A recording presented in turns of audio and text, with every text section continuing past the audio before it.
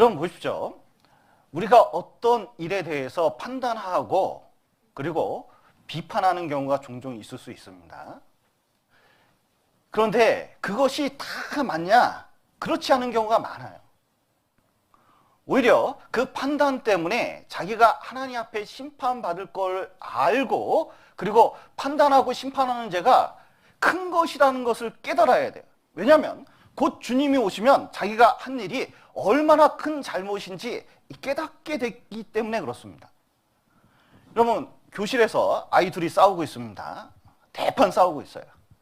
그런데 선생님이 문 열고 들어왔습니다. 싸워야 됩니까? 싸움 멈춰야 됩니까?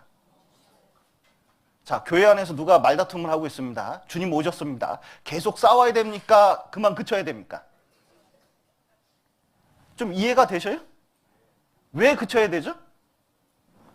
주님이 잘잘못을 다 적절하게 다 판단하실 거기 때문에 그런 거예요. 자, 둘이 한 사람은 막 야단치고 있고 한 사람은 이렇게 얘기를 참고 잠잠히 듣고 있습니다. 그때 주님 오셨어요. 그럼 어떤 사람이 더 잘한 걸까요? 어떤 사람이 더 잘한 걸까요?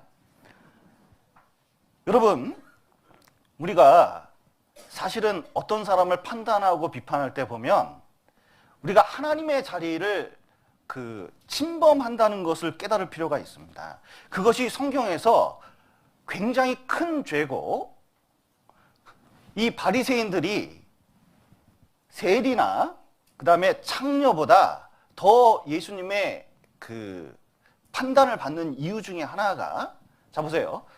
간음죄, 도둑질을 하는 것보다 더 큰 죄가 뭐죠? 하나님 자리에 오르는 죄가 더 큰 죄입니다. 하나님 자리에 앉는 것은 반역이잖아요. 그런데 사람이 하나님 자리에 앉아가지고 사람을 이렇다 저렇다 하려고 하거든요. 그것이 하나님 보시기에는 굉장히 큰 죄입니다. 판단이 아무것도 아닌 게 아니에요.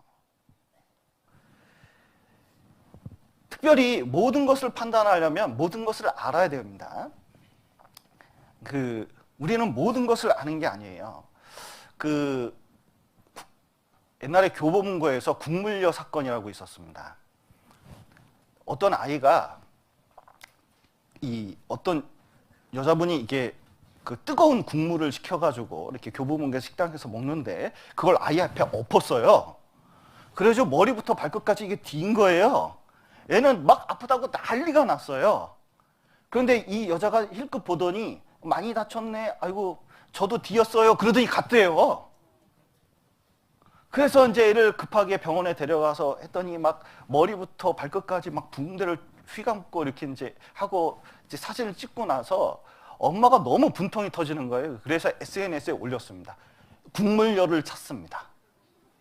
그래서 이 아이가 이 지경이 됐는데 자기도 좀 뒤었다고 하면서 간 그 여자를 찾습니다 하면서 뭐 교보문고에서 어떤 일이 있었고 쭉 얘기를 했거든요. 난리가 났어요. 난리가. 그래서 이 여자 진짜 나쁜 여자다. 이 여자는 처벌해야 된다. 뭐 해가지고요. 뭐 인터넷에서 난리가 났어요.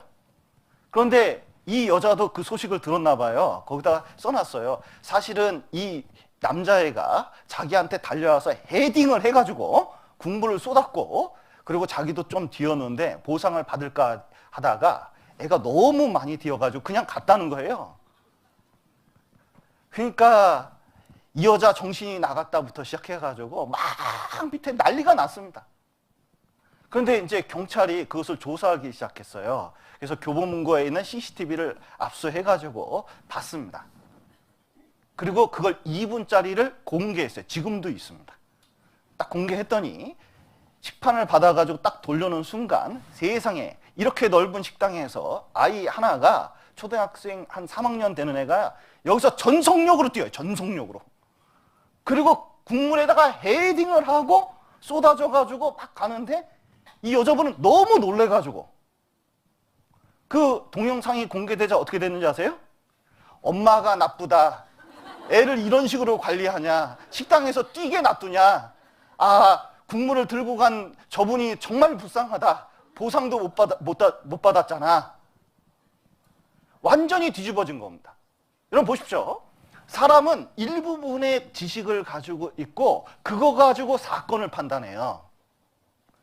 그러니까 잘못된 판단을 합니다. 사실 전체가 공개되니까요. 완전히 반전이 일어나죠. 여러분, 아는 것도 다 안다고, 그리고 보는 것도 다 안다고 생각할 필요가 없어요. 이 공자님이 그 아내라는 제자, 수제자를 데리고 다녔습니다. 그런데 어느 날 기근시에 이제 제자들하고 여행을 하면서 어느 이제 좀 초라한 숙소에 들어가서 잠을 잤습니다. 근데 제자들은 이제 먹을 거 구하러 간다고 가고 아내가 밥을 지었거든요. 그리고 공자님은 이렇게 쉬고 있는데, 눈을 감고 쉬고 있는데 뭐가 뽀시락 소리가 나가지고 딱 눈을 뜨게 됐어요. 그랬더니 아내가 뭘 하고 있냐면 밥을 짓고 있는데 뚜껑을 열고서 밥 주걱으로 위를 살살 긁더니 그걸 먹고 있네. 야, 삼강오륜도 가리키고 뭐 진짜 스승을 먼저 섬기고 뭐 그 같은 제자를 먼저 섬기고 이런 것을 맨날 가르쳤는데 믿었던 아내가 배고프다고 지 먼저 먹는 거 보니까요, 얼마나 속상한지 몰라요. 그래가지고 이제 말은 안 하고 있다가 나중에 아내를 뒤로 불렀습니다. 야, 너 아까 뭐 먹대? 그랬더니 아내가 무릎을 탁 꿇으면서 막 이제 대성통곡하면서 얘기를 하는 거예요. 사실은 밥을 먹으려고 먹은 게 아니라는 거죠. 뚜껑을 열고 밥이 다 됐는지 탁 가마솥을 이렇게 뚜껑을 탁 열었는데, 옛날엔 무쇠가 무겁잖아요. 쿵 소리가 나서 나무로 된 집이라 위에서 먼지가 한 뭉탱이가 툭 떨어졌어요. 그래서 이걸 어떻게 하다가 어떻게 해서든 밥을 살려야 되니까 위에 있는 그 밥풀 있잖아요. 그 먼지를 기가 막히게 그냥 한 통이라도 아껴서 쫙 걷어냈는데, 그래도 밥풀이 묻어요, 안 묻어요? 묻잖아요. 그래서 그것을 버리려고 딱 하다가, 아하, 차라리 이걸 내가 먹고 제자들은 깨끗한 밥 주자 하고 이렇게 먹으려고 하는데 공자가 눈 뜬 거지, 이게. 그 사정을 쭉 들으니까요, 이 공자님이 하하, 어리석은 공자야. 야, 보는 것도 믿지 말아야 되는구나. 사연을 다 듣기 전에 보는 것도 믿으면 안 되는구나. 여러분, 우리가 교회 내에서 본 게 다 아는 내용입니까? 우리가 들은 내용이 진짜 모든 것을 아는 내용일까요? 그렇지 않습니다.